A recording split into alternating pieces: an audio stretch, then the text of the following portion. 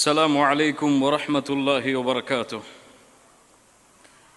الحمد لله رب العالمين والعاقبة للمتقين والصلاة والسلام على أشرف الأنبياء والمرسلين نبينا محمد وعلى آله وأصحابه ومن تبعهم بإحسان إلى يوم الدين. أما بعد.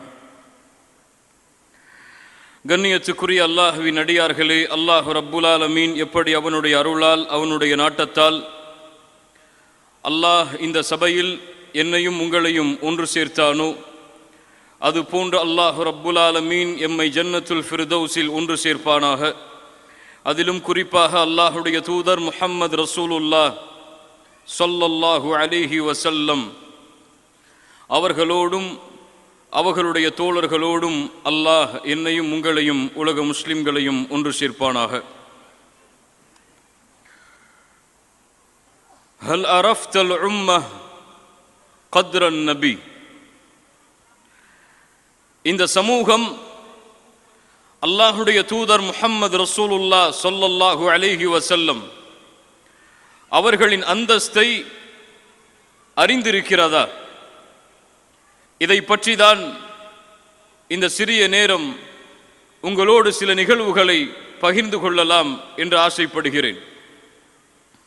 அல்லாஹ் ரப்புல் ஆலமீன் மனிதர்களை படைத்தான், ஜின்களை படைத்தான்.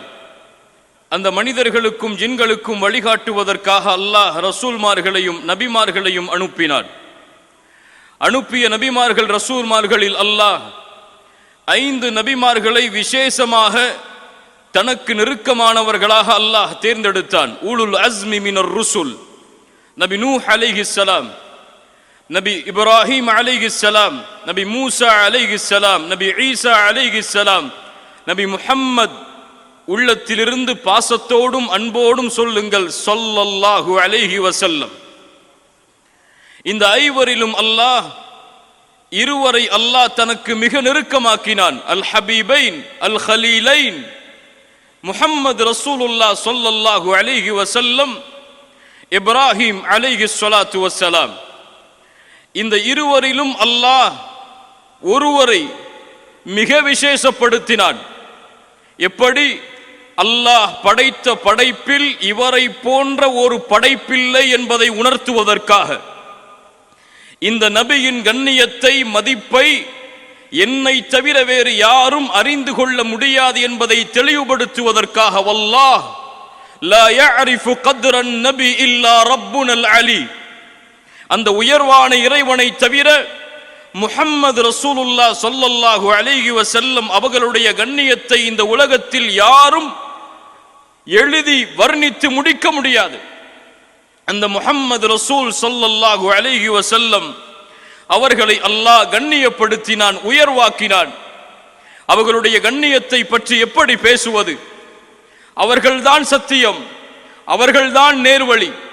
முஹம்மது ரசூலை ஒருவர் நேரில் பார்த்தால் போதும், நேரில் கண்களால் பார்த்தால் போதும் உணர்ந்து கொள்ளுவார் சத்தியத்தை. அந்த முஹம்மது ரசூலின் கண்ணியத்தை எப்படி பேசுவது? குர்ஆனில் அல்லாஹ் எத்தனையோ நபிமார்களை அறிமுகப்படுத்துகிறான், எத்தனையோ நபிமார்களுடைய பெயர்களை அல்லாஹ் கூறுகிறான்.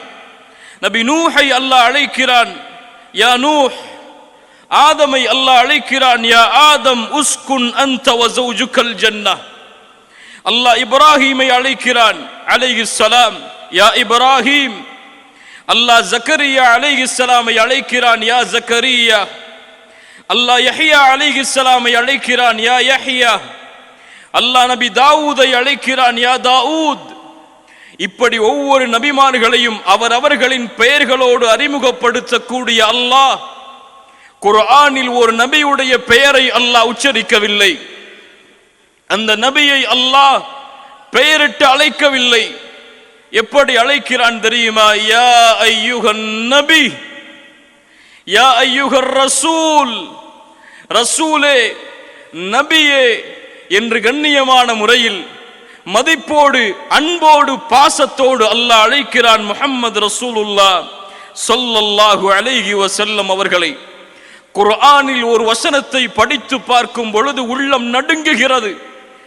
அல்லாஹுவால் படைக்கப்பட்ட ஒரு படைப்பிற்கு அல்லாஹ் இவ்வளவு கண்ணியத்தை கொடுத்திருக்கிறானா என்று. என்ன வசனம் தெரியுமா? சூரா ஹுஜராத்துடைய 2வது வசனத்தை படித்து பாருங்கள். அல்லாஹ் கூறுகிறான், யா அய்யுஹல்லதீன ஆமனு லா தர்ஃபஉ அஸ்வாதகும் ஃபௌக ஸௌத்தின் நபி. ஈமான் கொண்டவர்களை அல்லாஹ் அழைத்து சொல்கிறான், ஈமான் கொண்டவர்களே, உங்களுடைய சப்தத்தை நபியின் சப்தத்திற்கு மேல் உயர்த்தி விடாதீர்கள். அல்லாஹு அக்பர். உங்களிடத்தில் ஒருவரோடு கூச்சலிட்டு பேசுவதை போன்று அந்த நபியிடத்திலே பேசிவிடாதீர்கள்.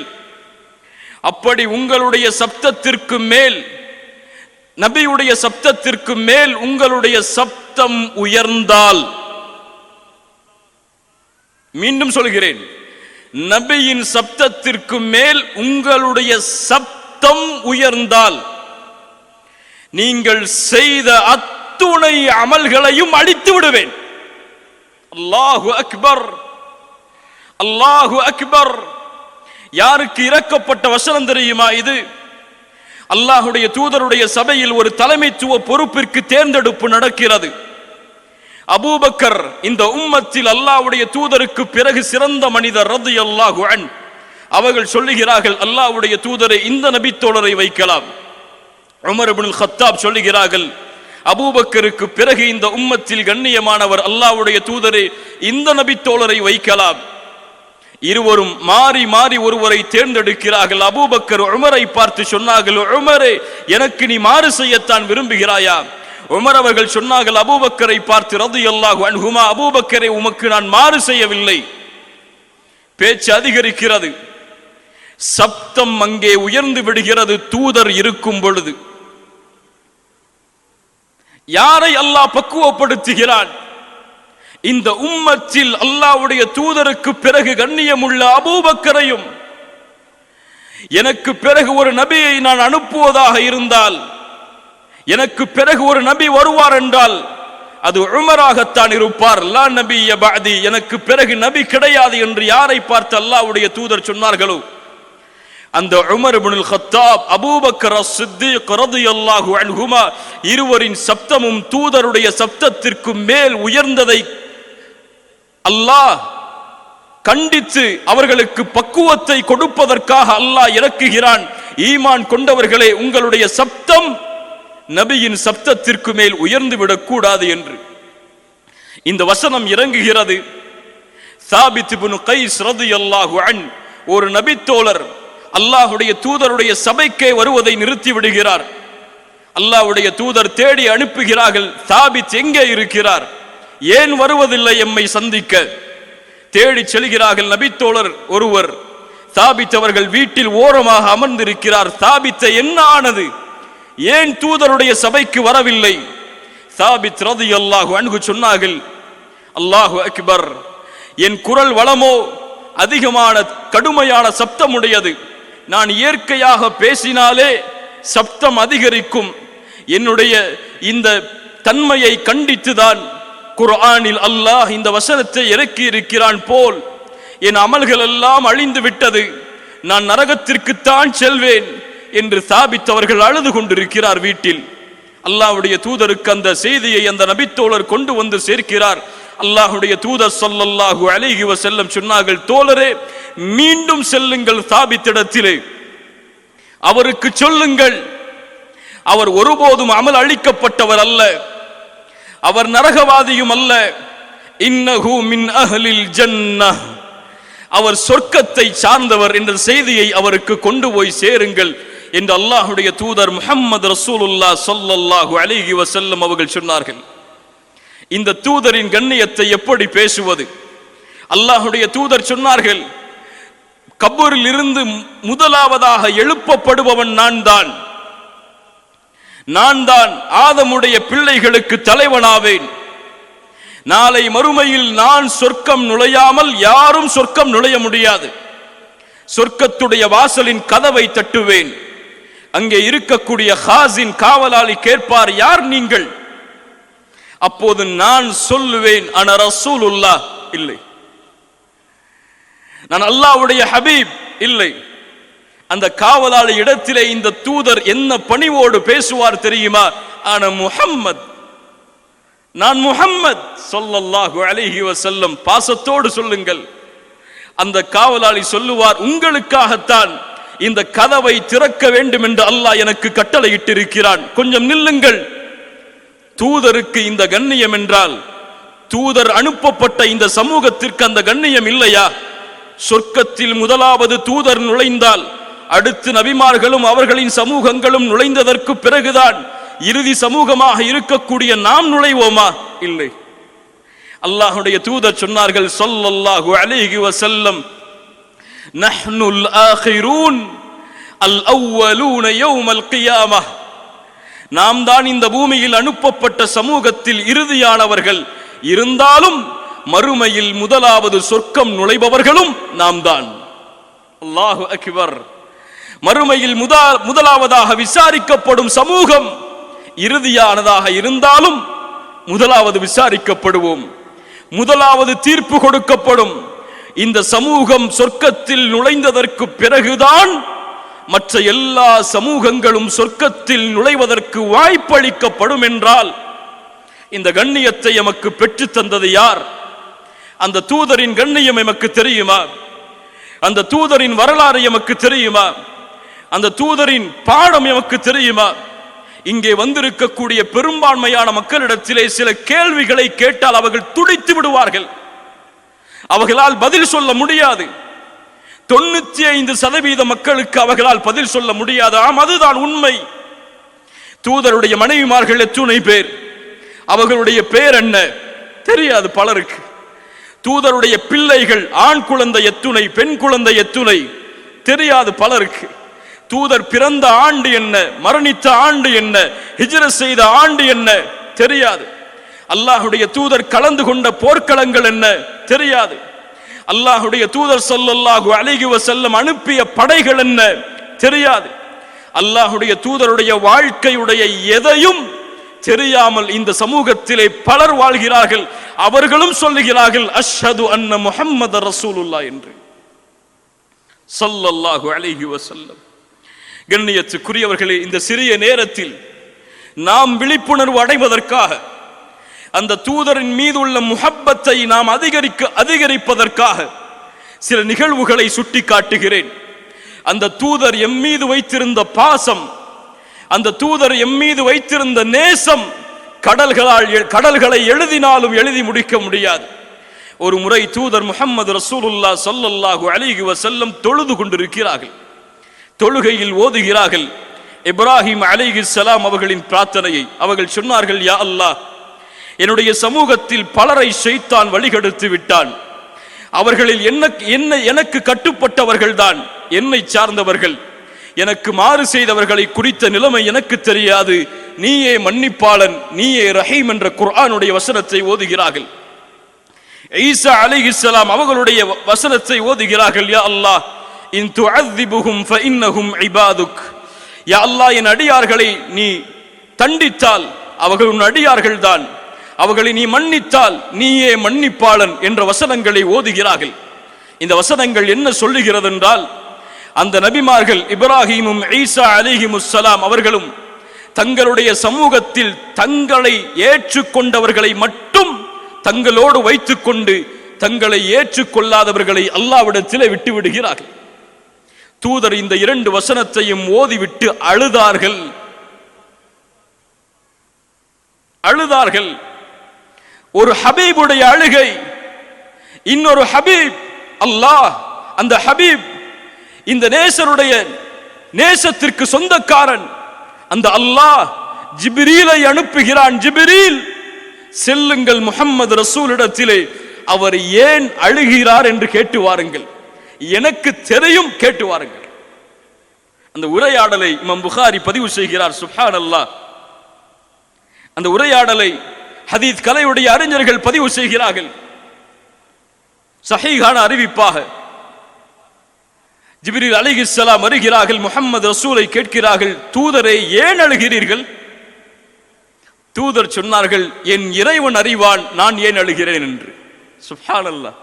அல்லாஹ் சொல்லுகிறான் ஏன் அழுகிறார் என்று எனக்கு தெரியும் என்று. தூதர் சொல்கிறார்கள் என் ரப்புக்கு தெரியும் நான் ஏன் அழுகிறேன் என்று. ஜிப்ரீல் சென்று சொன்னார்கள் யா அல்லாஹ் கேட்டேன், அவருடைய பதில் இதுதான். ஜிப்ரீல் அலைஹிஸ்ஸலாம் எடுக்க அல்லாஹ் கூறுகிறான் ஜிப்ரீலே மீண்டும் செல்லுங்கள் தூதரிடத்திலே, அவருக்கு சொல்லுங்கள் அவருடைய சமூகத்தை நான் பொருந்திக் கொள்வேன், அந்த சமூகத்திற்கு எந்த தீங்கையும் நான் அளிக்க மாட்டேன். அழும்போது என்ன சொன்னார்கள் தெரியுமா இந்த பதிலுக்கு? அல்லாஹும்ம உம்மதி உம்மதி, யா அல்லாஹ் என் சமூகம் என் சமூகம். இப்ராஹிம் அவரை பின்பற்றாதவரை உன்னிடத்திலே விட்டு விட்டார், என்னால் விட முடியாது யா அல்லாஹ். ஈசா அலைஹிஸ்ஸலாம் உன்னிடத்திலே விட்டு விட்டார், யா அல்லாஹ் என்னால் விட முடியாது யா அல்லாஹ். என் சமூகத்திலே பிறந்த ஒவ்வொரு மனிதனுடைய நிலைமையும் எனக்கு வேண்டும், நீ அவர்களை பொருந்திக் கொள்ள வேண்டும், அவர்கள் செய்த பாவங்களை நீ மன்னிக்க வேண்டும் யா அல்லாஹ். லக்கத் ஜாஅக்கும் ரசூலும் மின் அன்ஃபுசிக்கும் அஸீஸுன் அலைஹி மா அனித்தும் ஹரீஸுன் அலைக்கும் பில் முஃமினீன ரഊஃபுர் ரஹீம். குர்ஆன் பேசுகிறது அந்த தூதருடைய முஹப்பத்தை. உங்களிடமிருந்தே உங்களுக்கு ஒரு தூதர் வந்திருக்கிறார், அவர் உங்களுக்கு ஏற்படக்கூடிய சிரமத்தை தன்னுடைய சிரமமாக உணரக்கூடியவர், உங்கள் மீது பேராசை உடையவர், முஃமின்கள் மீது இரக்கமுடையவர், அன்புடையவர். அல்லாஹு அக்பர். அந்த தூதர் இன்றைய காலத்தில் வாழ்ந்திருந்தால் இந்த சமூகத்துடைய நிலைமையை பார்த்து என்ன சொல்லி இருப்பார்கள்? எனக்கு கட்டுப்பட்டு வாழ்ந்த இந்த சமூகம் என்னுடைய பெயரை கூறிய எனக்கு மாறு செய்கிறதே என்பதை தூதர் அறிந்திருந்தால் அவர்களுடைய நிலைமை என்னவாக இருக்கும்? அல்லாஹ் எம்மை பாதுகாப்பானாக. ஆயிஷா ரலியல்லாஹு அன்ஹா அவர்கள் ஒரு முறை அல்லாஹ்வுடைய தூதரிடத்திலே கேட்கிறார்கள், அல்லாஹ்வுடைய தூதரே எனக்காக அல்லாஹ்விடத்திலே ஒரு பிரார்த்தனையை செய்யுங்களேன். அல்லாஹ்வுடைய தூதர் சொன்னார்கள் யா அல்லாஹ் ஆயிஷாவை மன்னித்து விடு ரலியல்லாஹு அன்ஹா. அவர்கள் முன் சென்ற பாவத்தை, பின் செய்த பாவத்தை, அவர்கள் மறைத்து செய்ததை, வெளிப்படையாக செய்ததை என எல்லா பாவங்களையும் மன்னித்து விடு. ஆயிஷா ரலியல்லாஹு அன்ஹா அவர்கள் இந்த பிரார்த்தனையை கேட்டவுடன் மகிழ்ச்சி அடைந்து தூதருடைய மடியில் சாய்கிறார்கள். தூதர் கேட்டார்கள் ஆயிஷா இந்த பிரார்த்தனை உன்னை மகிழ்ச்சி அடைய செய்கிறதா? சொன்னார்கள் ஆம் அல்லாஹ்வுடைய தூதரே, என் பாவத்திற்காக என் ஹபீப் அல்லாஹ்விடத்திலே மன்னிப்பை தேடும் பொழுது எப்படி நான் மகிழ்ச்சி அடையாமல் இருப்பேன்? ஆயிஷா உனக்கு தெரியுமா, வல்லாஹி இந்த பிரார்த்தனையைத்தான் ஒவ்வொரு தொழுகையிலும் என் உம்மத்திற்காக நான் கேட்கிறேன். ஷேக் அல்பானி ரஹிமஹுல்லாஹ் இதை ஹசனுடைய தரத்தில் இந்த ஹதீஸை பதிவு செய்கிறார்கள். யோசித்து பாருங்கள் கண்ணியத்துக்குரியவர்களே, ஒரு ஆட்டை அறுக்கும் போது கூட ஈதுல் அத்ஹாவுடைய தினத்தில் அல்லாஹ்வுடைய தூதர் குத்பாவுடைய மிம்பரில் ஏறிவிட்டு குத்பாவுடைய பிரசங்கம் முடிந்ததற்கு பிறகு ஆடுகளை அழைத்து வர சொல்லுவார்கள் அறுப்பதற்காக. அறுக்கும் பொழுது சொல்லுவார்கள் பிஸ்மில்லாஹி வல்லாஹு அக்பர், ஹாதா அன்னி வ அம்மன் லம் யுதஹி மின் உம்மதி. யா அல்லாஹ் இதோ என்னுடைய பங்கு, அது மட்டுமல்ல இந்த உம்மத்தில் யாரெல்லாம் உதூஹியா செய்ய முடியவில்லையோ அவர்களுடைய பங்கு.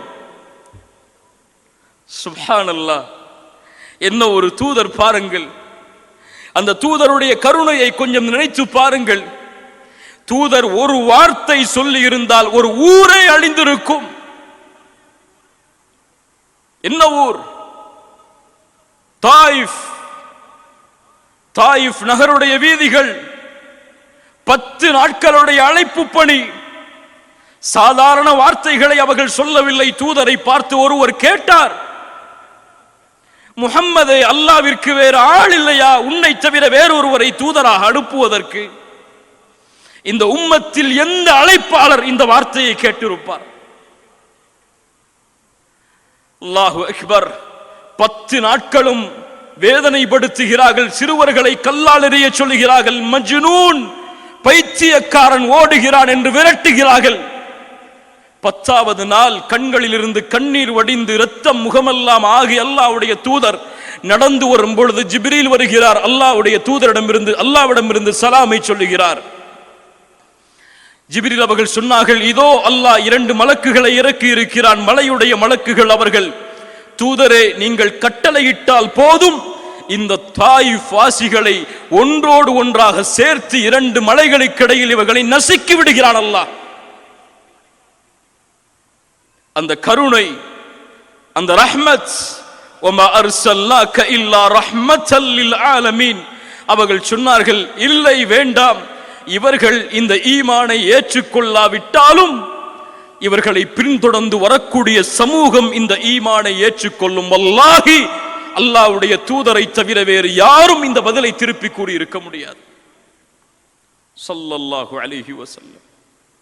கண்ணியத்துக்குரியவர்களே, அந்த தூதருடைய முஹப்பத்தை கொஞ்சம் எண்ணி பாருங்கள். உலகத்தில், மறுமையில் எல்லோரும் கேட்ட நிகழ்வுதான். கொஞ்சம் கற்பனை செய்யுங்கள், மறுமையில் நாம் எல்லோரும் ஒன்று சேருவோம். ஆதம் அலைஹிஸ்ஸலாமுடைய காலத்தில் பிறந்தவர் முதற்கொண்டு மறுமையில் உலகம் அழியும் வரை கடைசியாக இருந்த மனிதர் வரை எல்லோரும் ஒன்று சேருவோம். எல்லோரும் கேட்போம், அல்லாஹ்விடத்திலே பரிந்து பேசுபவர் யார்? எம்முடைய நிலைமைகளை அல்லாஹ்விடத்திலே கொண்டு போய் சேர்ப்பவர் யார்? சொல்லுவார்கள், ஆதம் இருக்கிறார். ஆதமிடத்திலே சொல்லுவார்கள் அலைஹிஸ்ஸலாம், ஆதம், நீங்கள் தான் மனிதரின் தந்தை. உங்களை அல்லாஹ் அவனுடைய கரத்தால் படைத்தான். எங்களுக்காக அல்லாஹ்விடத்திலே சிபாரிசு செய்யுங்களேன். ஆதம் அலைஹிஸ்ஸலாம் சொல்லுவார்கள், இன்ன ரப்பி கதிபல் யௌம கதபன் லம் யக்தப் கப்லஹு மித்லஹ் வலம் யக்தப் பஅதஹு மித்லஹ். என் இறைவன் இன்றைய தினம் கோபத்தோடு இருக்கிறான். இது போன்ற கோபத்தை அல்லாஹ் இதற்கு முன்னாலும் இருந்ததில்லை, இதற்கு பின்னாலும் இருக்க போவதில்லை. என்னால் என் இறைவனிடத்திலே நான் செய்த பாவங்களை கொண்டு பேச முடியாது. நஃப்ஸி நஃப்ஸி நஃப்ஸி. இத்ஹபு இலா நூஹ். நூஹிடத்திலே சொல்லுவார்கள், அவர்களை புகழ்வார்கள், நூஹே, நீங்களாவது அல்லாஹ்விடத்திலே பரிந்து பேசுங்கள். அதே வார்த்தையை சொல்லுவார்கள், இன்றைய தினம் என் இறைவன் கோபத்தோடு இருக்கிறான். இது போன்ற கோபத்தை இதற்கு முன்னாலும் இருந்ததில்லை, இதற்கு பின்னாலும் இருக்க போவதில்லை. நானே என் சமூகத்திற்கு எதிராக பிரார்த்தனை செய்த நினைவை நினைத்து பார்க்கிறேன். நஃப்ஸி நஃப்ஸி நஃப்ஸி. என் நிலைமை என்னால் சொல்ல முடியாது. இத்ஹபு இலா இப்ராஹிம், இத்ஹபு இலா மூசா, இத்ஹபு இலா ஈசா உலுல் அஸ்மி மினர் ருசுல். கடைசியாக ஈசா அலைஹிஸ்ஸலாம். எல்லோரும் ஒரே வார்த்தை, மனிதர்கள் இதுதான் இறுதி வாய்ப்பு, இனிமேல் வாய்ப்பு கிடையாது என்று சொல்லுவார்கள். தூதரே, இறுதி நபியே, எங்களுக்காக அல்லாஹ்விடத்திலே சிபாரிசு செய்யுங்களேன். எங்களுடைய நிலைமைகளை பாருங்களேன். அல்லாஹுவோ கோபத்தோடு இருக்கிறான். எங்கள் நிலைமை என்னவாக போகிறது என்று தெரியவில்லை. தூதர் சொல்லுவார்கள், நான் தான் என்று விரண்டு சென்று அல்லாஹுடைய அர்ஷுக்கு முன்னால் சுஜூதில் விழுவார்கள். அல்லாஹ்வை புகழ்வார்கள். அல்லாஹ் அறிவித்து கொடுக்கக்கூடிய வார்த்தைகளை கொண்டு அதற்கு முன்னால் அல்லாஹுவை யாரும் அப்படி புகழ்ந்திருக்க முடியாது. சுப்ஹானல்லாஹ். அவர்கள் அழுவார்கள். இந்த அழுகை மஹ்ஷரில் எதை கொண்டு வரும் தெரியுமா? மஹ்ஷரில் அதுவரை விசாரணையை தொடங்காத அல்லாஹ், மஹ்ஷரில் அதுவரை பேசாத அல்லாஹ் பேசுவான். முதல் வார்த்தை மஹ்ஷரில் விழக்கூடிய வார்த்தை, யா முஹம்மத் ஸல்லல்லாஹு அலைஹி வஸல்லம். அல்லாஹு அக்பர், அல்லாஹு அக்பர். இந்த தூதரை எமக்கு தூதராக கொடுத்ததற்கு அல்ஹம்துலில்லாஹ். இர்ஃபா ரஅஸக், போதும் தலையை உயர்த்துங்கள். சல் துஅதா வஸ்ஃபா துஷஃபா. முஹம்மதே, கேளுங்கள் ஸல்லல்லாஹு அலைஹி வஸல்லம், கொடுக்கிறேன். சிபாரிசு செய்யுங்கள், நான் சிபாரிசை அங்கீகரிக்கிறேன். அவ்வளவுதான். மஹ்ஷரில் முஹம்மது ரசூலுல்லாஹ் ஸல்லல்லாஹு அலைஹி வஸல்லம் பேசக்கூடிய முதல் வார்த்தை, யா அல்லாஹ், என் மனைவி ஆயிஷாவின் நிலைமை என்ன? யா அல்லாஹ், என் மகள் ஃபாத்திமாவின் நிலைமை என்ன? யா அல்லாஹ், என் நபித்தோழர்களின் நிலைமை என்ன? யா ரப், உம்மத்தி உம்மத்தி. என் இறைவா, என் சமூகம், என் சமூகம். யாரை மறந்து வாழ்கிறோம்? யாருடைய வாழ்வை தூரமாக்குகிறோம்? யாருடைய வாழ்வை செயல்படுத்துவதை சிரமமாக கருதுகிறோம்? யாருடைய வாழ்வை? இந்த முஸ்லிம் சமூகத்தில் ஹிட்லருடைய வரலாறுகளை படித்தவர்கள் உண்டு, அலெக்சாண்டரின் வரலாறை படித்தவர்கள் உண்டு, முசோலினியின் வரலாறை படித்தவர்கள் உண்டு. இந்த உலகத்தில் இருக்கின்ற எல்லா தலைவர்களின் வரலாறுகளையும் படித்து முடித்தவர்கள் உண்டு. அவர்களுடைய வரலாற்றில் டாக்டர் பட்டம் பெற்றவர்களும் உண்டு.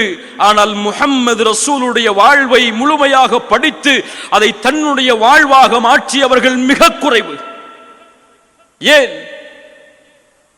இந்த தூதர் உள்ளத்திற்கு விருப்பமானவராக இல்லையா? மஅதல்லாஹ், இயாது பில்லாஹ், அல்லாஹ் பாதுகாப்பானாக.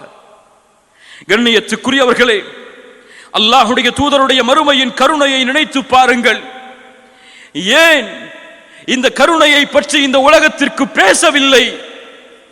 ஏன் அவர்களுடைய நீதத்தை பற்றி இன்னும் நாம் இந்த உலகத்திற்கு எடுத்துச் சொல்லவில்லை? அவர்களுடைய நபித்தோழர்கள், எதிரிகள் சொல்லுவார்கள், ஹுதைபியாவுடைய உடன்படிக்கையிலே அல்லாஹ்வுடைய தூதரிடத்தில் உடன்படிக்கையை போட வந்த உர்வா இப்னு மஸ்ஊத் திரும்ப செல்கிறார். குறைஷிகளிடத்திலே சொன்னார், நான் எத்தனையோ அரசர்களை பார்த்திருக்கிறேன், நான் நஜ்ஜாஷி அரசனை பார்த்திருக்கிறேன், ரோம் பாரசீக அரசர்களை பார்த்திருக்கிறேன், கிஸ்ரா கைசருடைய அரசர்களை எல்லாம் பார்த்திருக்கிறேன். ஆனால் எந்த அரசருக்கும் அவர்களுடைய தோழர்கள் செய்யாத மரியாதையை முஹம்மது ரசூலுக்கு அவர்களுடைய தோழர்கள் செய்வதை நான் பார்க்கிறேன். அல்லாஹு அக்பர். அவர் ஒன்றை கட்டளையிட்டால் விரைகிறார்கள், ஒன்றை தடுத்தால் விலக்கிக் கொள்கிறார்கள், அவரிடத்தில் பணிவோடு பேசுகிறார்கள். அவர் உது செய்தால் கூட அந்த தண்ணீரை தங்களுடைய கரங்களால் ஏந்துவதற்கு செல்கிறார்கள். இப்படி ஒரு சமூகத்தை இந்த உலக வரலாற்றில் நான் பார்த்ததில்லை என்று கூறப்பட்ட வார்த்தைகள் எல்லாம் எழுத்துகளாக மாறி வாழ்க்கையில் செயலாக மாறாமல் இன்று முஹம்மது ரசூல் என்பது வேறு, முஹம்மது ரசூலுடைய சமூகம் என்பது வேறு என்று பிரிந்து விட்டது. ஸல்லல்லாஹு அலைஹி வஸல்லம் சஹாபாக்கள் அந்த தூதரை மதித்த விதம், தூதரின் மீது வைத்திருந்த பாசம். ஒரு தோழர் வருகிறார், அல்லாஹ்வுடைய தூதரே, மத்த ஸாஅ, மறுமை எப்போது வரும்? அவர்களுடைய சிந்தனையை பாருங்கள். தூதர் சொன்னார்கள், மறுமை எப்போது வரும் என்று கேட்கிறாயே, அதற்காக என்ன தயாரித்து வைத்திருக்கிறாய்? அவர் சொன்னார், அல்லாஹ்வுடைய தூதரே, என்னிடத்திலே அதிகமான தொழுகைகளோ நோன்போ கிடையாது. நான் ஒன்றை வைத்திருக்கிறேன், அல்லாஹுவையும் தூதரையும் நேசிக்கிறேன். அல்லாஹ்வுடைய தூதர் சொன்னார்கள், நீ யாரை நேசிக்கிறாயோ அவர்களோடு இருப்பாய். அவ்வளவுதான், ஒரு வார்த்தை. அனஸ் இப்னு மாலிக் ரலியல்லாஹு அன்ஹு அவர்கள் சொன்னார்கள், இந்த வார்த்தை சொல்லப்பட்ட நாள் எங்கள் வாழ்விலேயே நாங்கள் அதிகமாக மகிழ்ச்சி அடைந்த நாள். இந்த வார்த்தை எமக்கும் சொல்லப்பட்டது. ஏதாவது உள்ளத்திலே மாற்றம் வந்ததா? சொன்னார்கள், ஏன் மகிழ்ச்சி அதிகமா? அல்லாஹ்வுடைய தூதர் சொன்னார்கள், யார் யாரை நேசிக்கிறார்களோ அவர்களோடு இருப்பார்கள் என்றால் நாங்கள் முஹம்மது ரசூலை நேசிக்கிறோம், அபூபக்கரை நேசிக்கிறோம், உமரை நேசிக்கிறோம் ரலியல்லாஹு அன்ஹும் அஜ்மஈன். அவர்களோடு மறுமையில் இருப்போம்.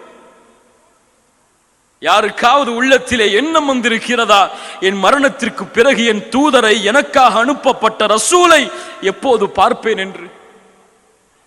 அல்லாஹு அக்பர். அல்லாஹ்வுடைய தூதரின் மீது அவர்கள் வைத்திருந்த பாசம். பத்ருடைய களம், வரிசையை சரிபடுத்துகிறார்கள். அங்கே ஒருவர் மட்டும் வரிசையை விட்டு வெளியே வருகிறார். அல்லாஹ்வுடைய தூதர் தன்னுடைய கையில் வைத்திருக்கக்கூடிய குச்சியை கொண்டு அவரை கொஞ்சம் குத்தி உள்ளே தள்ளினார்கள். இஸ்தௌ யா சவாத், வரிசையை சரிபடுத்துங்கள் சவாதே. அவர் சொன்னார், அல்லாஹ்வுடைய தூதரை, என்னை வேதனைப்படுத்தி விட்டீர்கள், பழி தீர்க்க வேண்டும். சஹாபாக்கள் கோபமடைந்தார்கள். வேண்டாம், இதோ சவாதே, உனக்கு முன்னால் இருக்கிறேன், பழி தீர்த்துக்கொள். கையில் இருந்த குச்சியை தூக்கி எறிந்த அல்லாஹ்வுடைய தூதரை கட்டி அணைத்தார் அந்த தோழர்.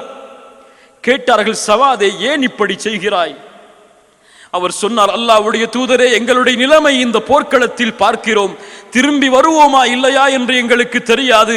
ஆனால் இந்த உலகத்தில் என் உயிர் பிரியும் பொழுது நான் தொட்ட கடைசி தோளாக உங்களுடைய தோளும் என்னுடைய தோளும் ஆக வேண்டும் என்று ஆசைப்பட்டேன், அதனால் செய்தேன். இந்த முஹப்பத்தை கற்பனை கூட எம்மால் செய்து முடிக்க முடியாது. அல்லாஹு அக்பர்.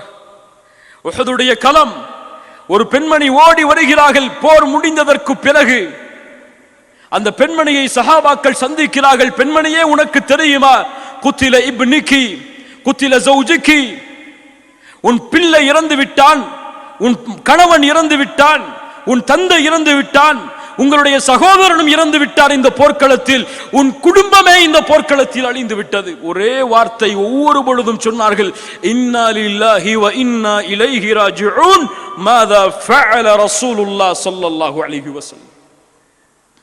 சரி, என் தூதரின் நிலைமை என்ன? கணவன் இறந்து விட்டாரா? இன்னா லில்லாஹி வ இன்னா இலைஹி ராஜிஊன். தூதரின் நிலைமை என்ன? ஒவ்வொரு பொழுதும் ஒவ்வொரு மரண செய்தியை கேட்கும் பொழுதும் தூதரின் நிலைமை என்ன? ஒரு நபித்தோழர் இறுதியாக பார்த்து சொன்னார், தூதர் நலமோடு தான் வசிக்கிறார். அந்த பெண்மணி சொன்னார்கள், இல்லை, என் கண்ணால் என் தூதரை பார்க்காதவரை திருப்தி அடைய மாட்டேன். தூரத்தில் பார்க்கிறார்கள். முஹம்மது ரசூல் ஸல்லல்லாஹு அலைஹி வஸல்லம் அவர்களை பார்த்து சொன்னார்கள், குல்லு முஸீபத்தின், எனக்கு ஏற்படக்கூடிய ஒவ்வொரு முஸீபத்தும் உங்களுக்கு பிறகுதான் அல்லாஹ்வுடைய தூதரே. சுப்ஹானல்லாஹ். தங்களின் உயிரை விட, தங்களின் குடும்பத்தை விட, தங்களின் மனைவி மக்களை விட, ஒட்டுமொத்த உலகத்தையும் விடவும் அவர்களுக்கு தேவை முஹம்மது ரசூலுல்லாஹ் ஸல்லல்லாஹு அலைஹி வஸல்லம். எமக்கு காசு, பணம், வியாபாரம், தொழில், கண்ணியம், மதிப்பு தூதர் தடுத்திருக்கிறார். அதையெல்லாம் அப்புறம் பார்த்துக் கொள்வோம். இந்த காலத்திற்கெல்லாம் அது பொருந்துமா? அதுவெல்லாம் 1400 ஆண்டுகள் முன்னால் பொருந்தும். இந்த நவநாகரிக காலத்திலெல்லாம் பொருந்தாது என்று ஒதுக்கக்கூடிய முஸ்லிம்கள் இந்த கேள்வியை வைக்கட்டும். இதே நிலையில் நீங்கள் மரணித்தால் கபூரில் முஹம்மது ரசூலுல்லாஹ் யார் என்று கேட்கப்படுமே, என்ன பதில் சொல்வீர்கள்? என்ன பதில் சொல்வீர்கள்? அஷ்ஹது அன்ன முஹம்மது ரசூலுல்லாஹ் என்று கூறி இருக்கிறேன், பதில் சொல்லி விடுவேன். முடியாது. தூதரை நேசிக்க வேண்டிய முறையில் நேசித்து, தூதரை பின்பற்ற வேண்டிய முறையில் பின்பற்றி, தூதர் விளக்கியதை அவர்கள் விளக்கக்கூடிய முறையில் விளக்காமல் ஒருபோதும் தூதரை பின்பற்றுகிறோம் என்று எவரும் கூறுவதற்கு தகுதி இல்லை. அல்லாஹ் எம்மை மன்னிப்பானாக. பிலால் இப்னு ரபாஹ் ரலியல்லாஹு அன்ஹு மிகச்சிறந்த நபித்தோழர். இந்த உலகம் அழியும் வரை ஒரு கருப்பு நிற அடிமையின் புகழ் இந்த உலகம் முழுக்க பரவி இருக்கும். பிலால் இப்னு ரபாஹ் ஏன் தூதரை விட்டு ஒருபோதும் பிரியாதவர் பிலால் ரலியல்லாஹு அன்ஹு. 5 வேளையும் பிலாலை பார்த்தாக வேண்டும் தூதர். ஏன்? அதான் சொல்லுபவர் யார்? பிலால் ரலியல்லாஹு அன்ஹு. தூதர் வாழும் வரை தன் வாழ்வில் ஏற்பட்ட கஷ்டங்கள் துன்பங்களை எல்லாம் துச்சமாக கருதியவர். ஆனால் ஒரு நிகழ்வு நடந்தது இந்த உலகத்தில். உலகமெல்லாம் இருளானது, வெளிச்சத்தை மறைத்து, அந்த நாள் நடந்ததிலிருந்து தன்னுடைய மரணம் வரை ஒட்டுமொத்த மகிழ்ச்சியையும் பிலால் மறந்துவிட்டார். என்ன நாள்? முஹம்மது ரசூலுடைய மரணத்தின் நாள். அந்த நாளிலிருந்து அவர் மரணமாகும் வரை அவருடைய வாழ்வில் மகிழ்ச்சி கிடையாது. மதீனாவை விட்டே சென்று விடுகிறார் பிலால். ஷாம் தேசத்தை நோக்கி மதீனாவை விட்டு என்றும் பிரியாதவர். தூதர் இருந்த இடத்தில் என்னுடைய உயிர் இருக்கும் சூழ்நிலையில் என்னால் வாழ முடியாது. அறிஞர்கள் கூறுகிறார்கள், பிலால் அவர்கள் அல்லாஹ்வுடைய தூதருடைய மரணத்திற்கு பிறகு ஒருபோதும் அதான் சொன்னது கிடையாது. உமர் அவர்கள் ஒரு முறை பின்னால் காலத்திலே ஒரு முறை சந்திக்கிறார்கள் பிலாலை. பிலாலே, கொஞ்சம் அதானை கூறு எங்களுக்கு. ஆரம்பிக்கிறார், அல்லாஹு அக்பர், அல்லாஹு அக்பர், அஷ்ஹது அல்லா இலாஹ இல்லல்லாஹ், அஷ்ஹது அல்லா இலாஹ இல்லல்லாஹ், அஷ்ஹது அன்ன முஹம்மதர் ரசூலுல்லாஹ் என்ற அதானுடைய வரிகளை தொடர்கிறார். அஷ்ஹது அன்ன முஹம்மதர் ரசூலுல்லாஹ் என்ற வரியை தாண்டி அவரால் செல்ல முடியும். ஏன்? நான் உயிரோடு இருக்கும் பொழுது இந்த வரியை நான் உச்சரித்தால் முஹம்மது ரசூலை பார்த்து விடுவேன் பள்ளியிலே. இப்போது எங்கே பார்ப்பேன்? அல்லாஹு அக்பர். அதானை முடிக்கிறார். அந்த நாளில் ஒட்டுமொத்த மதீனாவும் ஒட்டுமொத்த நபித்தோழர்களும் அழுகிறார்கள்.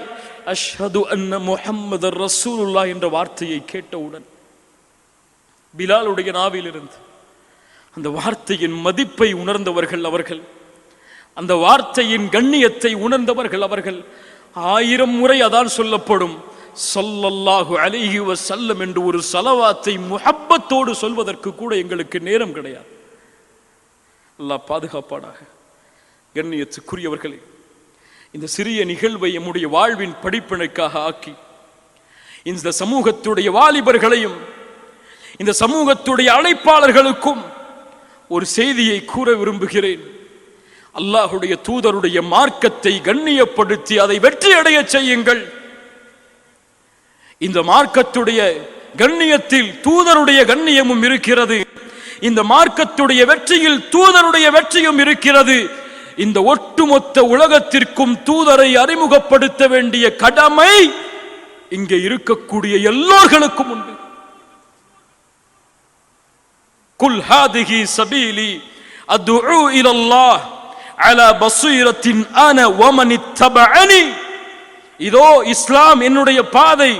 இதில் இருந்து கொண்டு கண்ணியத்தோடு, அழகோடு, அழகிய வார்த்தைகளோடு, ஒழுக்கத்தோடு, பஸீரா இதோடு மக்களை அழைப்பேன்.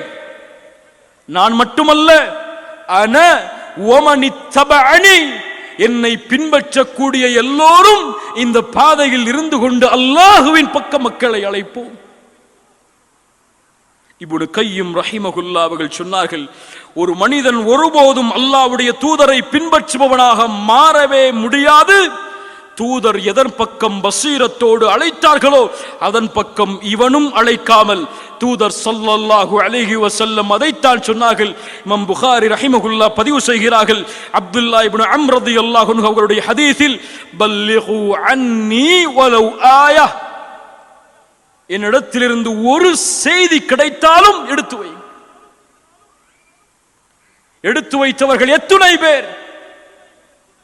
தூதருடைய ஒழுக்கத்தை மக்களுக்கு கற்றுக் கொடுத்தவர்கள் எத்துணை பேர்! இந்த உலகத்தில் பல மக்கள் முஹம்மது ரசூலை தவறான பிம்பத்தில் புரிந்து வைத்திருக்கிறார்கள். இந்த உலகத்தில் எழுதப்படுகின்ற பல புத்தகங்கள் முஹம்மது ரசூலை இழிவுபடுத்துகிறது அவர்களுடைய வார்த்தைகளால். ஆனால் முஹம்மது ரசூலை ஒருபோதும் யாராலும் இழிவுபடுத்த முடியாது. ஏன்? அவர்களின் புகழை உயர்த்தியவன் அல்லாஹ். வரஃபஅனா லக திக்ரக், ஒவ்வொரு இந்த பூமியுடைய ஒவ்வொரு நொடியும் சொல்லும் உலகமெல்லாம் அஷ்ஹது அன்ன முஹம்மதர் ரசூலுல்லாஹ், அதானுடைய சப்தத்தின் மூலமாக இந்த முஹம்மது ரசூல் ஸல்லல்லாஹு அலைஹி வஸல்லம். இந்த உலகத்தில் பல அறிஞர்களை பார்க்கிறோம். அவர்களுடைய தலைவர்களுடைய ஒழுக்கத்தை பற்றி, வீரத்தை பற்றி பேசுகிறார்கள். ஆனால் அவர்களுடைய நாவுகளில் நபிகள் நாயகம் முஹம்மது ரசூல் என்ற பெயர் குறைவாகத்தான் உச்சரிக்கப்படுகிறது. ஏன்? இந்த சமூகம் அவர்களுக்கு இன்னும் அறிவிக்கவில்லை எமக்கு அனுப்பப்பட்ட தூதர் யார் என்பதை. அந்த தூதரை தீவிரவாதியாக சித்தரித்தாலும் பரவாயில்லை, தூதரை பல திருமணம் முடித்தவர் என்று அவர்கள் விமர்சித்தாலும் பரவாயில்லை. எனக்கு தேவை இந்த உலகத்திலே காசு, பணம். அது எங்கே கிடைக்கிறதோ அங்கே இருப்பேன். யார் என்ன சொன்னால் என்னால் அவர்களுடைய கூற்று, என் வாழ்வை நான் தொடர்வேன் என்று முஹம்மது ரசூலை பின்பற்றக்கூடியவர் நினைத்துக் கொண்டிருந்தார். ஒரு தூதரிடத்திலே கேட்டார்கள், நீங்கள் நிற்கக்கூடிய இந்த தூக்கு மேடையில் முஹம்மது ரசூல் நிற்பதாக கற்பனை செய்யுங்கள். அவர் சொன்னார், அந்த கற்பனையை என் உள்ளத்திலே கொண்டு வருவதை விட இந்த தூக்கு மேடை எனக்கு சிறந்தது. நான் ஷஹீதாக விரும்புகிறேன். யாருக்கு வருகிறது இந்த வீரம்? ஆயுதங்களை எடுத்து போராட சொல்லவில்லை. உங்களிடத்திலே இருக்கக்கூடிய வாழ்வை பயன்படுத்துங்கள் முஹம்மது ரசூல் யார் என்பதை தெளிவுபடுத்துவதற்கு. பேனாக்களை அல்ல, நாவுகளில் பேச்சை அல்ல நான் சொல்லுவது. புத்தகங்களை எழுதி தள்ளுங்கள். அல்லாஹ்வுடைய தூதரை புகழ்ந்து மேடைகளை அமைத்து இந்த உலகம் முழுக்க தூதருடைய புகழை நாவுகளால் கூறுங்கள் என்பதை அல்ல நான் சொல்லுவது. அது அல்ல தூதரை கண்ணியப்படுத்துவது, அது அல்ல தூதருடைய இந்த தீனை உயர்த்துவது. உண்மையின் கண்ணியம், உண்மையின் வெற்றி, உண்மையில் தூதருடைய முஹப்பத்தை வாழ்வில் கொண்டிருப்பவருடைய ஒட்டுமொத்த வாழ்க்கையும் பிரதிபலிக்கும். நான் யார், ஏன் நான் இப்படி வாழ்கிறேன், என் வாழ்க்கை இப்படி ஏன் அமைந்தது, ஏன் நான் பொய் பேசவில்லை, ஏன் நான் புறம் பேசவில்லை, ஏன் பிறருடைய உள்ளத்தை காயப்படுத்துவதில்லை, ஏன் பிறர் சொத்துக்கு ஆசைப்படுவதில்லை, ஏன் வட்டி வாங்கவில்லை, ஏன் இந்த உலகத்திலே மானக்கேடான காரியங்களை நான் செய்யவில்லை. ஒரே பதில்தான் அவர்களுடைய நாவுகள் சொல்லும். எங்களுடைய தூதர் முஹம்மது ரசூலுல்லாஹ் ஸல்லல்லாஹு அலைஹி வஸல்லம் தடை செய்தார்கள். இந்த வாழ்க்கையை வாழ்வில் கொண்டு வரும் வரை இந்த உம்மா கண்ணியத்தை அடைவது பகலில் கனவு காண்பதுதான். வமா ஆதாகுமுர் ரசூலு ஃபகுதூஹ் வமா நஹாகும் அன்ஹு ஃபன்தஹு. எதை தூதர் ஏவினார்களோ அதை எடுத்துக் கொள்ளுங்கள், எதை விளக்கினார்களோ அதை விட்டு விலகிக் கொள்ளுங்கள். குல் இன் குன்தும் துஹிப்பூனல்லாஹ், நீங்கள் அல்லாஹுவை நேசிப்பதாக சொன்னால் இதோ என் தூதர் இருக்கிறார், அவரை பின்பற்றுங்கள், அல்லாஹ் உங்களை நேசிப்பான், உங்களுடைய பாவங்களை மன்னிப்பான். கண்ணியத்துக்குரியவர்களே, இந்த உரையின் மூலமாக இந்த சீராவுடைய மாநாட்டில் எனக்கு முன்னால் பேசிய மிகப்பெரிய அறிஞர்கள் எல்லாம் கூறிய அறிவுரைகள் எல்லாம் எதற்கு தெரியுமா? இந்த மாநாட்டுடைய ஏற்பாடு எந்த நோக்கத்திற்கு தெரியுமா? இதற்காக உழைத்தவர்களுடைய உழைப்பு எதற்கு தெரியுமா? இதற்காக செல்வம் கொடுத்து உதவியவர்களுடைய உழைப்பு எதற்கு தெரியுமா? இந்த சமூகம் அந்த தூதர்களை மறந்துவிடக் கூடாது. அந்த தூதர்களுடைய வாழ்வை விட்டு தூரமாக்கி தன்னுடைய வாழ்வை அமைத்து விடக் கூடாது. இந்த சமூகம் திரும்பக்கூடிய ஒவ்வொரு இடமும் அந்த தூதர்களுடைய வாழ்க்கை பிரதிபலிக்க வேண்டும். குறிப்பாக முஹம்மது ரசூலுடைய வாழ்வை இந்த சமூகம் படித்தாக வேண்டும். பலகீனம் இதே நிலைமையில் வாழ்ந்தால் என் நிலைமை என்னவாக போகும் என்பதை அல்லாஹ்வை தவிர வேறு யாரும் முடிவெடுக்க முடியாது. தனக்காக அனுப்பப்பட்ட தூதருடைய ஒரு வரலாற்றை கூட படிக்காத அறியாத சமூகம் எப்படி இந்த உலகத்திலே கண்ணியத்தை தேடி, உலகத்திலே வரக்கூடிய துன்பங்களை தேடி தன்னுடைய பாதுகாப்பை அமைத்துக் கொள்ள முடியும்? உஹதுடைய களம் நீங்கள் எல்லாம் அறிந்ததுதான். மிகப்பெரிய படை அமைந்தது. அல்லாஹுடைய தூதர் தன்னுடைய படையை வீரப்படுத்தினார்கள்.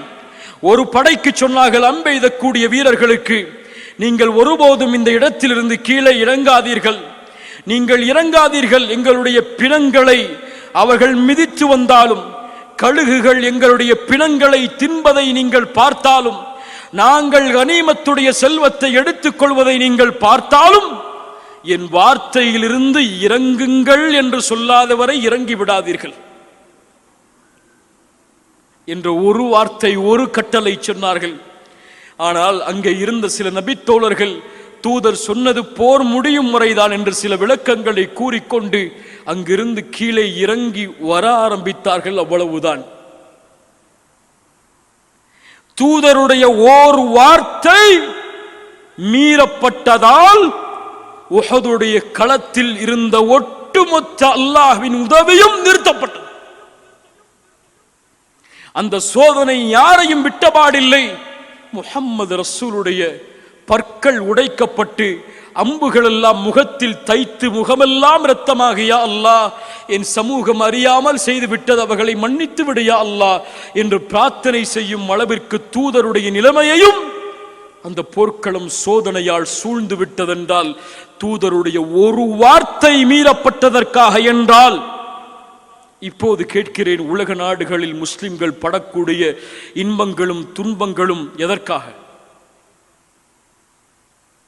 பதிலை நீங்கள் அறிந்திருப்பீர்கள். அல்லாஹ் ரப்புல் ஆலமீன் நம்மை சீர்படுத்துவானாக. ஏதோ உரைகளை கேட்டோம், அறிஞர்கள் எங்களுக்கு அறிவுரை செய்தார்கள், மூசா அலைஹிஸ்ஸலாமை பற்றி பேசினார்கள், ஈசா அலைஹிஸ்ஸலாமை பற்றி பேசினார்கள், நூஹை பற்றி பேசினார்கள் அலைஹிஸ்ஸலாம், இப்ராஹிம் ஹலீலுல்லாவை பற்றி பேசினார்கள், முஹம்மது ரசூலுல்லாவை பற்றி பேசினார்கள். நன்றாக இருந்தது. இதை போன்று யாரும் பேச முடியாது என்று கிளம்பி செல்வதற்கல்ல இந்த சபை. இங்கே அல்லாஹ் சாட்சியாக இருக்கிறான். நாம் எல்லோரும் மனதில் உறுதியேற்றுக் கொள்ள வேண்டும். என்னுடைய வாழ்க்கை இனிமேல் மாறும் தூதருடைய வாழ்க்கையோடு. இந்த உலகம் தூதருடைய வரலாற்றையும் வாழ்வையும் என்னிடத்திலிருந்து படித்துக் கொள்ளட்டும் என்று கிளம்பக்கூடிய ஒவ்வொரு மனிதனாக நாம் மாறினால், இந்த உலகத்தில் எத்துணை அழைப்பு பணிகளுக்கு தடை வந்தாலும், எந்த அழைப்பு பணியின் கதவு மூடப்பட்டாலும், இந்த உலகம் அல்லாஹுடைய தீனை நோக்கி வரும். எம்முடைய வாழ்வில் வெளிப்படும் இஸ்லாமிற்காக. அப்படித்தான் நபித்தோழர்கள் செய்தார்கள் தங்களுடைய அழைப்பு பணியை. அப்படித்தான் இந்த உலகத்தில் அறிஞர்கள் செய்தார்கள் அழைப்பு பணியை. இன்று புத்தகமாகவும் மேடைகளிலும் ஏதோ சில புகழ்ச்சிகளுடைய சபைகளிலும் தூதரை பற்றி பேசுகிறோமே தவிர, வாழ்க்கையில் தூதருடைய வாழ்க்கை என்பது 99.99% கூட கிடையாது. 1% கூட எண்ண முடியாது என் வாழ்க்கை தூதருடைய வாழ்க்கையோடு ஒத்துப்போகிறது என்று. அல்லாஹ் எம்மை சீர்படுத்துவானாக. அல்லாஹ் எம்மை ஒழுக்கப்படுத்துவானாக. அல்லாஹ் எம்மை தூதருடைய வாழ்வோடு இணைப்பானாக. முஹம்மது ரசூல் ஸல்லல்லாஹு அலைஹி வஸல்லம் அவர்களுடைய வாழ்க்கையை படிக்க தொடங்குவோம் இன்ஷா அல்லாஹ். இதுவரை தூதருடைய வாழ்வை அறியாதவர்கள் சீரா புத்தகங்களை புரட்டுங்கள். தூதருடைய பிறப்பு முதல் இறப்பு வரை, அவர்களுக்கு பின்னால் ஆட்சி செய்த ஹலீஃபாக்களுடைய வாழ்க்கை வரை, அதற்கு பின்னால் இந்த உலகம் இஸ்லாமை தேடி வந்த நாட்கள் வரை எல்லா பக்கங்களையும் புரட்டி எம்முடைய வரலாற்றை, எம் தூதரின் நபியின் வரலாற்றை நாம் அறிந்து கொள்வோம், அறிந்து கொள்வேன் என்ற சபதத்தோடு, என்ற வெறியோடு இந்த இடத்திலிருந்து கலைந்து செல்வோம். அல்லாஹ் எமக்கு அதற்கு அருள் செய்யட்டும். யாரும் இதை கேட்டோம் அலட்சியமாக விடுவோம் என்றிருந்தால், எம்முடைய கபூரில் கேட்கப்படும் கேள்விகளை பயந்து கொள்வோம். நாளை மறுமையில் தூதருக்கு முன்னால் சென்று சிபாரிசு செய்யுங்கள் எங்கள் தூதரே என்று கேட்பதற்கு தகுதி உடையவர்களா நாம் என்பதை உணர்ந்து கொள்ளுவோம்.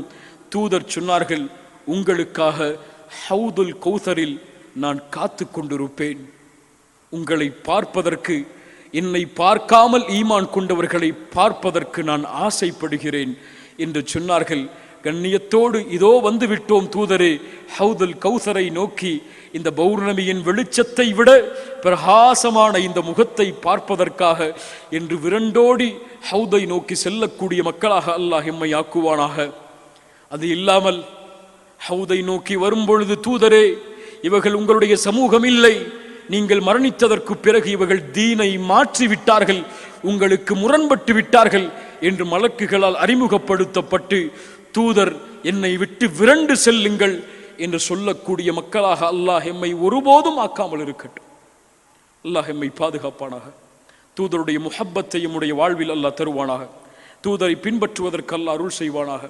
அல்லாஹுடைய தூதர் முஹம்மது ரசூலுல்லாஹ் ஸல்லல்லாஹு அலைஹி வஸல்லம் அவர்களை மஹ்ஷர் மைதானத்தில் அல்லாஹ் பார்ப்பதற்கு, அவர்கள் இருக்கக்கூடிய சபையில் அமர்வதற்கு, சொர்க்கத்தில் அவர்களோடும் அவர்களுடைய குடும்பத்தார்களோடும் அபூபக்கர், உமர், உஸ்மான், அலி, பிலால், சுமையா, ஃபாத்திமா இப்படி கண்ணியமான ரலியல்லாஹு அன்ஹும் நபித்தோழர்களோடும் எம்மையும் எம்முடைய குடும்பத்தார்களையும் அல்லாஹ் இணைப்பதற்கு எமக்கு உதவி செய்வானாக. ஜஸாக்குமுல்லாஹு ஹைரன், பாரக்கல்லாஹு லக்கும். இந்த மாநாட்டில் 2 பிரிவை அல்லாஹ்விடத்தில் அவர்களுக்காக பிரார்த்தனை செய்கிறேன்.